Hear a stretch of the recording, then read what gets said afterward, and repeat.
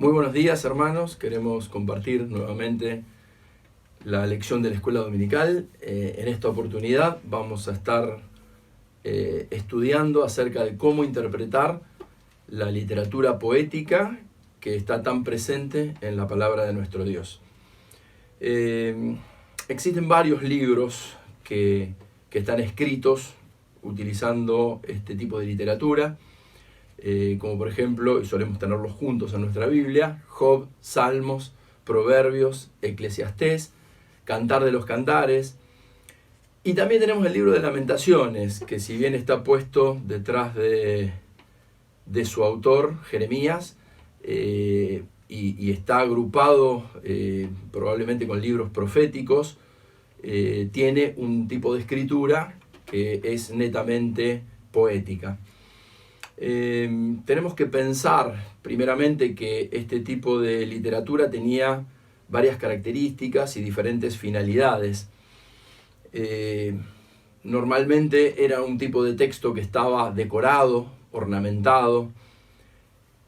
Pertenece a un tipo de literatura que utiliza palabras y expresiones gramaticales que normalmente no son demasiado usuales o no son comunes a todo el pueblo, pero que sin embargo tenían una finalidad de poder desarrollar algunas características que permitían reforzar el mensaje de parte de Dios a través de este tipo de expresiones lingüísticas. En algunos momentos puede llegar a parecernos que aprender y conocer sobre la poesía hebrea a lo mejor no tiene demasiado sentido o es demasiado profundo tal vez para acercarnos al abordaje de la palabra de Dios, pero tengamos en cuenta, hermanos, que si Dios decidió utilizar esta forma de literatura para transmitir su palabra y para llevar su mensaje, es nuestra responsabilidad como cristianos poder estar comprendiéndola, conociéndola, para poder aprovechar al máximo y sacar el mayor provecho del mensaje y de la forma en que Dios quiso revelarse a nosotros. Hablamos de la poesía hebrea y obviamente después a lo largo del desarrollo de hoy vamos a ver que en algunos casos estos ejemplos y estos usos tienen variaciones respecto de las traducciones, pero sin embargo es la forma en la que Dios elige manifestarse. Muchas de sus herramientas tienen que ver con formas fáciles de poder analizarlas. Y si nos fijamos, por ejemplo, vamos a ver que dentro de estas expresiones se utiliza mucho el tema del juego de palabras. Por ejemplo, si vemos en Miqueas, capítulo 7, versículos del 18 al 20, dice: ¿Qué Dios como tú, que perdona la maldad y olvida el pecado del remanente de su heredad? No retuvo para siempre su enojo, porque se deleita en misericordia. Él volverá a tener misericordia de nosotros, sepultará nuestras iniquidades y echará en lo profundo del mar todos nuestros pecados. Fíjense que este lenguaje decorado, ornamentado, con un montón de símbolos y de elementos, justamente logran de manera poética transmitir grandes verdades, y ese es un poco el sentido y la idea del análisis, de la profundidad de la poesía. Es probable que muchos de nosotros no hablemos de esta manera en lo cotidiano, pero sin embargo muchos de nosotros escuchamos canciones o leemos poesía y vemos que ese tipo de narraciones llegan de una manera diferente a nuestra mente. Ideas que son conocidas, que pueden ser simples, llegan presentadas de una manera distinta. La poesía en la música justamente tiene este efecto, ¿no? El hecho de enriquecer el texto, transformar y darle otra jerarquía al mensaje que se quiere transmitir. Entre las diferentes formas aparecen algunas que son más comunes y vamos a estar analizando hoy algunas de ellas. Paralelismo sinónimo. En este caso, el autor utiliza diferentes renglones, varios renglones, con el mismo pensamiento, usando un lenguaje que tiene diferentes pequeños cambios o diferentes formas de presentarlo. Por ejemplo, si nosotros buscamos en Proverbios capítulo 2, versículo 21, dice, porque los rectos habitarán la tierra y los perfectos permanecerán en ella. En este caso la palabra recto y la palabra perfecto son sinónimos y lógicamente están apuntando hacia la misma idea. Entonces, ¿por qué este paralelismo con sinónimos? ¿Por qué utiliza otras palabras? Justamente para enriquecer y reforzar la idea. Son los rectos y los perfectos los que van a permanecer en la tierra y los que van a poder habitar en ella, según este pasaje de Proverbios. Otro ejemplo que podemos utilizar es el de Proverbios capítulo 6, versículo 2. Te has enlazado con las palabras de tu boca y has quedado preso en los dichos de tus labios. Fíjense que los dos versos están diciendo lo mismo, pero de una manera que tiene sutiles diferencias. La idea es que todos podamos entender y que la imagen duplicada pueda ser reforzada y pueda ser entendida de mejor manera. Por otro lado, tenemos otro tipo de paralelismo que también es común en la palabra de Dios, que es el paralelismo antitético. Las antítesis, ustedes saben, todos sabemos que son ideas opuestas. Entonces, en este caso, los pasajes bíblicos utilizan una comparación por antítesis, por oposición. Por ejemplo, Proverbios 14:1 nos dice, la mujer sabia edifica su casa, mas la necia con sus manos la derriba. Fíjense cómo está reforzando por oposición, en este caso, lo que el autor de Proverbios nos quiere transmitir, lo que en realidad Dios, el mensaje que Dios nos quiere dar respecto de la forma de vivir. También podemos verlo en Proverbios capítulo 14, versículo 34, que dice, la justicia engrandece a la nación, mas el pecado es afrenta de las naciones. Me parece que es fácil de entender. Por un lado, el primer paralelismo lo que hacía era replicar y repetir con otras expresiones, con sinónimos, y en este caso justamente busca reforzarlo a través de una idea completamente opuesta, diametralmente opuesta. Las oposiciones terminan armando o definiendo el concepto que Dios quiere transmitir a través de su palabra. Tenemos otra forma de paralelismo que se llama sintético o constructivo y que tiene 4 subdivisiones. La primera es la correspondiente, donde la expresión se repite para dar nuevas fuerzas y se va repitiendo a lo largo de diferentes versos. Por ejemplo, Proverbios capítulo 1, versículos del 1 al 6. Los ejemplos siempre entendemos que son la mejor manera de dar la explicación o de poder aplicar este tipo de caso. Entonces la correspondencia acá va a estar indicada por la palabra para. Y dice, los proverbios de Salomón, hijo de David, para entender sabiduría y doctrina, para conocer razones prudentes, para recibir el consejo de prudencia, justicia y equidad, para dar sagacidad a los simples y a los jóvenes inteligencia y cordura. Oirá el sabio y aumentará el saber, y el entendido adquirirá consejo, para entender proverbio y declaración, palabras de sabios y sus dichos profundos. Fíjense que esa palabra clave, en este caso, la que se repite, la que da la correspondencia a todo el pasaje, es esa palabra para, que va a estar manifestando de diferentes maneras cuál es el sentido o cuál es, en este caso, la finalidad de estos proverbios. Otra de las formas de este paralelismo tiene que ver con la forma acumulativa.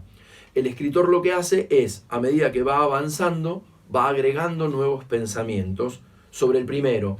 Y la idea es hacerlo de una manera escalonada hasta llegar a un clímax poético y el clímax del mensaje. Por ejemplo, en Isaías 55, versículos 6 y 7 dice, buscad a Jehová mientras puede ser hallado, llamadle en tanto que está cercano. Deje el impío su camino y el hombre inicuo sus pensamientos, y vuélvase a Jehová, el cual tendrá de él misericordia, y al Dios nuestro, el cual será amplio en perdonar. Fíjense que podemos ver que los verbos nos van llevando de una manera ascendente y continua a lo largo de estos 2 versículos. Dice, buscad, llamadle, deje el impío su camino, vuélvase a Jehová, tendrá de él misericordia, será amplio en perdonar. Todos esos verbos se van agregando y van acumulando, ¿sí? Van sumando nuevas ideas y nuevos conceptos para que podamos contemplar verdaderamente a nuestro Dios y ver su deseo hacia la humanidad de misericordia y de perdón para cada uno de nosotros. También encontramos otra modalidad que es la escala descendente. Es cuando el pensamiento va a seguir adelante, pero en un sentido inverso al que mencionábamos recién. El anterior era acumulativo y de manera ascendente, en este caso va a ser de manera descendente. Quiere decir que va a ir mencionando cómo la maldad, por ejemplo, va en detrimento del hombre y a medida que lo va mencionando, va a ir profundizándolo más. El Salmo 1, versículo 1 dice: bienaventurado el varón que no anduvo en consejo de malos, ni estuvo en camino de pecadores, ni en silla de escarnecedores se ha sentado. Fíjense que no anduvo en consejo de malos, primero en consejo, después menciona un escalón más profundo, el camino de los pecadores, no estuvo en camino de pecadores, y después termina reforzando la idea diciendo, ni en silla de escarnecedores se ha sentado. Vemos cómo el grado de gravedad de nuestras acciones va aumentando paulatinamente. Por eso hablamos de un orden descendente. Lo que está reforzando la idea a través de descender cada vez más bajo en las cuestiones morales y éticas. Después tenemos, por último, dentro de esta lista, el irregular. Se da cuando la correspondencia entre diferentes versos no siguen las formas mencionadas anteriormente. Dice, por ejemplo, el Salmo 35, del 15 al 19. Pero ellos se alegraron en mi adversidad y se juntaron. Se juntaron contra mí gentes despreciables y yo no lo entendía. Me despedazaban sin descanso, como lisonjeros, escarnecedores y truhanes. Crujieron contra mí sus dientes. Señor, ¿hasta cuándo verás esto? Rescata mi alma de sus destrucciones, mi vida de los leones. Te confesaré en grande congregación. Te alabaré entre numeroso pueblo. No se alegren de mí los que sin causa son mis enemigos, ni los que me aborrecen sin causas guiñen el ojo. Fíjense entonces cómo en los diferentes versos, a lo largo del texto, no van a seguir las formas que nosotros habíamos mencionado antes, sino que aparece una nueva forma en la que se desarrolla la poesía o el poema. Otro de los elementos que podemos encontrar son la lista poética. Nosotros podemos ver una serie de ideas que parece que no tuvieran demasiada relación entre sí, pero lógicamente no son absurdas, no son descabelladas. Mantienen en sí mismas una descripción de algo o de alguien, y entonces son mencionados a forma de lista. Encontramos, y vamos a recordar seguramente, en Proverbios 6, del 16 al 19, donde el escritor hace una serie, una lista de 7 cosas que odia a Dios. Dice, 6 cosas aborrece Jehová, y aún 7 abomina en su alma: los ojos altivos, la lengua mentirosa, las manos derramadoras de sangre inocente, el corazón que maquina pensamientos inicuos, los pies presurosos para correr al mal, el testigo falso que habla mentiras, y el que siembra discordia entre los hermanos. En esta lista podemos ver que no es que mantiene una relación entre un elemento y otro, sino que son elementos diferentes. Pero sin duda hay un eje conductor en el armado de esta lista que Dios pretende presentar a través del autor. Y tiene que ver con esa cantidad de cosas que Dios desaprueba. Son cosas que Dios aborrece, que las odia. Y el autor entonces las menciona como 6 cosas aborrece Jehová, y aún 7 abomina su alma, y procede a llamar la atención a través de estos números, de esta presentación de la lista, y después, a continuación, procede a desarrollarla. Existen otros ejemplos también en Proverbios. Por ejemplo, Proverbios 30, 15 y 16, dice, la sanguijuela tienen 2 hijas que dicen, dame, dame. 3 cosas hay que nunca se sacian, aún la cuarta nunca dice basta. El Seol, la matriz estéril, la tierra que no se sacia de aguas y el fuego que jamás dice basta. Fíjense que en algunos casos son elementos muy disímiles. El Seol, el lugar de los muertos, la matriz estéril, el fuego y la tierra, que no se sacian, que no tienen límite. Entonces, poéticamente los incorpora en un mismo grupo, a pesar de que podría parecer que verdaderamente no tienen demasiada relación entre sí. Sin embargo, vemos cómo hay un eje en común, un común denominador a todos los elementos de esta lista. Y por último vamos a estar analizando una forma poética que tiene una finalidad muy especial y que tiene que ver con poder desarrollar la memoria sobre el texto escrito y sobre el texto hablado. De hecho, sabemos que muchas personas en la antigüedad, mucho pueblo de Dios, eran analfabetos, entonces no tenían la opción de poder leer, no tenían los escritos como para poder leer, de manera que muchas de las formas que se utilizaban tenían que ver con reglas mnemotécnicas, con elementos que podían ser vinculados y relacionados a través de la memoria para poder desarrollar el pasaje completo o para poder explicarlo y aplicarlo, para poder repetirlo y para poder memorizarlo. El acróstico tiene que ver con arreglar y acomodar las estrofas de esa poesía, de esos versos, de manera tal que tuvieran un elemento que descollara. Lo podemos ver en varios salmos. Vamos a utilizar como mención o como ejemplo el Salmo 119, pero en realidad el Salmo 9, el Salmo 10, el 25, el 34, el capítulo 37, el 111, el 112 y hasta el 145 utilizan para separar las estrofas y a modo de título el orden alfabético. Es probable que muchos de nosotros hayamos leído en varias oportunidades una pequeña palabrita que aparece cuando inician los salmos. En este caso voy a utilizar como ejemplo el Salmo 119. Quédense tranquilos que no lo voy a leer completo. Aparecen unas palabras que tal vez ustedes hayan preguntado qué significaban, o quizás muchos de ustedes ya supieran. Son las letras del alfabeto hebreo. Entonces, el hecho de que mencione, dice, el Salmo 119 se titula Excelencias de la ley de Dios. Y la palabra que aparece en el inicio de los primeros 8 versículos es la palabra Aleph, que justamente es la primera letra del alfabeto, la letra A. El pasaje y esos 8 versículos inician con la letra A señalizada, pero también la primera palabra contempla la letra A, de manera que es como si nosotros estuviéramos utilizando como regla de memoria, decir, bueno, voy a dar una explicación y voy a utilizar el alfabeto nuestro. Entonces digo A. A menudo recordamos que debemos hacer muchas cosas en nuestra vida. B. Buscar la voluntad de Dios para poder aplicarla. C. Comprometernos con sus promesas, respetarlas y cumplir con sus mandamientos. D. Debemos tener presente. De esa manera está escrito gran parte de la literatura poética.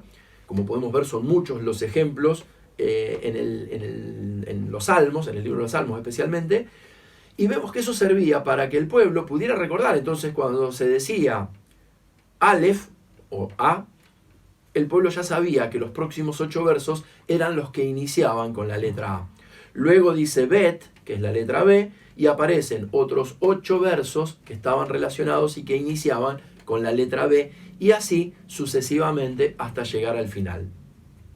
Nosotros podríamos llegar a pensar que este tipo de poesía o este tipo de elemento que aparece a nosotros no nos sirve, dado que al momento de la traducción estas palabras, inicialmente el hecho de que el alfabeto, en lugar de aparecer como A, B, C y D, aparezca con el alfabeto hebreo, que era el original, puede complicarnos el hecho de decir, no recuerdo si Dalet era la D o qué letra era. Entonces, para nosotros puede ser una complicación tal vez, pero pensemos que en el momento en que fue escrito, el pueblo de Dios podía de esta manera recordar y memorizar largos textos y largos pasajes de la Biblia para poder aplicarlos y para poder recitarlos o cantarlos, como en el caso de los salmos. De manera que nada es un capricho dentro de la palabra de Dios. Nosotros podemos pensar, ¿para qué me sirve estudiar tanto acerca de la forma en que está escrita la Biblia? ¿Cuáles son esos géneros literarios? ¿Por qué estuvimos profundizando en estas últimas lecciones acerca de las características de estos géneros literarios? La verdad, hermanos, que esto tiene una explicación muy simple, y es poder comprender en la mayor profundidad posible el mensaje que Dios nos transmite a nosotros. Su palabra es palabra de Dios. Si nosotros queremos leer, comprender y aprender la palabra de Dios, tenemos que entender la manera en la que fue escrita. ¿Cuáles son estos elementos que aparecen, estos que estuvimos mencionando hoy? Tenemos que repasarlos, y cuando estemos leyendo la Biblia y encontremos alguno de estos ejemplos, vamos a poder relacionarlo y profundizar un poquito más respecto del texto, entendiendo que nuestro Dios eligió manifestarse, presentarse a nosotros a través del lenguaje humano. Esta es otra forma en la que Dios se despojó de su característica divina, donde Él podría no necesitar el tema del lenguaje para comunicarse, pero sin embargo, por amor a nosotros, eligió utilizar los elementos literarios para poder transmitir su mensaje y fundamentalmente para poder revelarse en las vidas de cada uno de nosotros. Qué importante es que nosotros podamos entender esa característica como un acto de la misericordia y del amor de Dios por nosotros. Dios elige manifestarse, Dios elige utilizar un lenguaje especial, diferentes lenguajes a lo largo de los diferentes libros, dependiendo de qué tipo de mensaje quería transmitirnos. Cuando quería alertar al pueblo, utilizaba la literatura profética, donde decía qué era lo que iba a suceder a los que no cumplían con su voluntad y a los que no obedecían y no se arrepentían de sus caminos. Podemos ver diferentes tipos de aplicaciones en todos estos estudios que hemos estado desarrollando en este tiempo, y podemos ver cómo a Dios le interesó que nosotros pudiéramos recordar su palabra, profundizarla, conocerla, y por eso eligió diferentes autores para manifestar diferentes verdades y diferentes géneros literarios para poder hacerlo de una manera que tuviera mucha más llegada, mucho más impacto en nuestras vidas. Seamos responsables a la hora de leer la palabra de Dios, profundicemos en su palabra, busquemos cuál es su voluntad y fundamentalmente demos gracias a Dios por haberse manifestado de una manera tan literal como su palabra, que nos permite que nosotros en cualquier momento de nuestra vida podamos acercarnos a ella y podamos conocer cuál es su verdadera voluntad. Vamos a despedirnos con una oración. Padre nuestro, te damos gracias por tu palabra, Señor. Te agradecemos por todas las bendiciones que derramás a través de ella en nuestras vidas.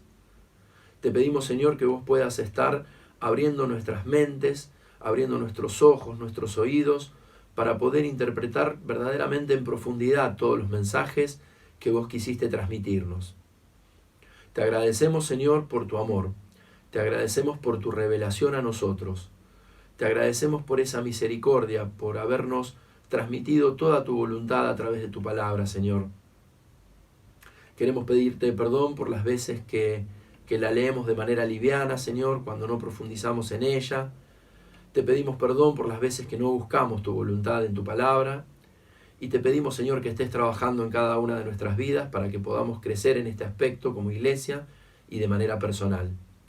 Te pedimos, Señor, que te quedes con nosotros, que nos sigas bendiciendo, y te agradecemos, Señor, porque en esta época podemos seguir comunicándonos a través de estos medios. Te agradecemos porque vos tenías un plan también para este tiempo de pandemia y para este tiempo de distanciamiento, Señor. Te pedimos que nos sigas bendiciendo y agradecemos tu amor y tu continuo acompañamiento. En nombre de tu Hijo Jesús. Amén, Señor.